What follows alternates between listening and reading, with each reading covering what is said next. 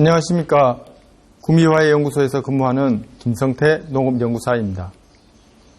이번 시간에는 리시안셔스 재배 기술 중 정식 준비 및 초기 관리에 대해서 말씀드리겠습니다.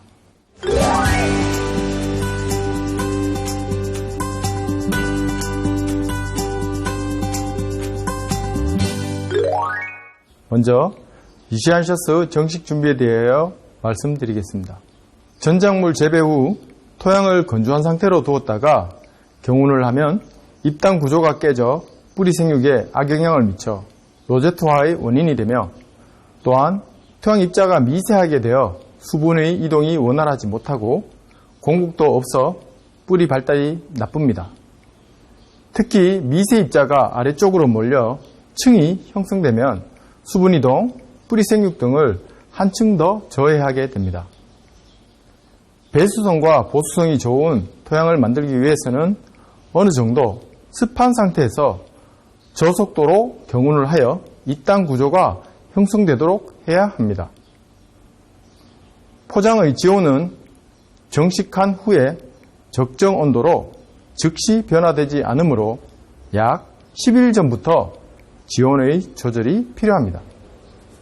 지온이 낮은 경우에는 정식 10일 전에 하우스 내에 투명 비닐을 깔아 온도를 상승시키며, 지온이 높은 경우에는 90% 정도의 차광과 물과 바람에 의한 증발열을 이용해서 온도를 낮추어 줍니다.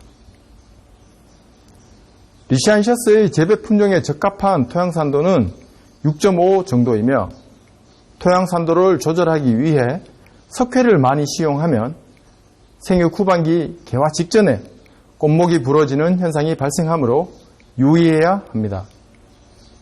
석회 과잉을 피하기 위해서는 완습 퇴비 등 유기질을 이용한 토양 산도 조절이 필요합니다.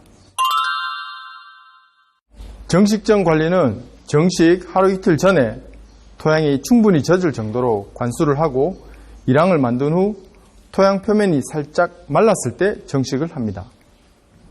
정식이 끝난 후에는 토양 표면이 가라앉아 뿌리와 토양이 밀착될 정도로만 관수를 합니다. 지온이 높은 경우에는 90% 정도 차광망을 설치하고 정식 후에도 하루 이틀간 그대로 두어 2차금 발생을 촉진시킵니다. 지온이 낮은 경우에 관수를 많이 하면 증발열로 인해 열을 더 빼앗기므로 표면이 약간 마른 듯 관리를 합니다. 비닐 멀칭은 수분의 증발을 막고 온도 유지에 효과적이나 수분 과다 및 산소 부족 시 2차근이 지표면 가까이에 분포하여 생육 후반기의 개화기에 포장 전체를 건조시키며 고사하는 경우가 발생하므로 너무 과신하게 되면 고품질 절화 생산이 어렵습니다. 정식 간격은 1회 절화의 경우 포기당 10에서 15cm 정도로 밀식을 하며, 2회 절화는 포기당 15에서 20cm 정도가 좋습니다. 미터에 6, 7포기 정도가 좋습니다. 정식 시에 포기 주위를 눌러 심으면 잎단 구조가 파괴되어 수분과 공기의 균형이 깨져 생육이 저하되고 뿌리와 줄기 사이의 연약한 부분에 상처가 생겨 잎꽃병의 원인이 되며, 포기 주위에 물이 안 빠지고 고여 병을 더 악화시키게 됩니다. 다음은 리시안셔스 정식 초기 재배 관리에 대해서 말씀드리겠습니다. 정식 초기에 리시안셔스 재배에서 품질이 결정되는 시기는 2차 발생기인 정식 후 10일 동안이라 해도 과언이 아닙니다. 기온보다는 정식 초기의 지온이 훨씬 더 중요하므로 정식 전부터 지온 관리를 충분히 한 후 정식하는 것이 고품질 생산에 유리합니다. 정식 10일 후 관리는 중심의 미정계 잎이 합장을 하고 줄기가 자라기 시작한 것이 이상적이며, 중심 옆이 합장을 하고 있으나 줄기가 자라지 않는 것은 반 로제트 상태입니다.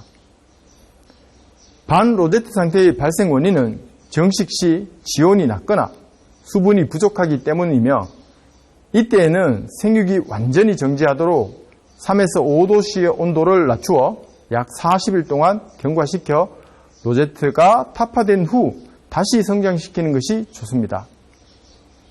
전개엽이 처음부터 펼쳐져 있으면 로제트 상태입니다. 관수관리는 굵은 2차 근을 주로 식물체를 지지하고 수분을 흡수하며 3차 근 이하의 가는 뿌리는 주로 비료를 흡수합니다.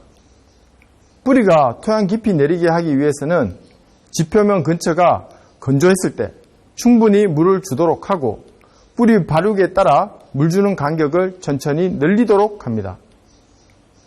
시설 외부로부터 수분이 유입되면 지표면의 수분 함량이 높아 뿌리가 깊이 뻗지 못하므로 차단막을 이용하거나 배수 시설을 철저히 하여 수분이 유입되지 않도록 조치해야 합니다.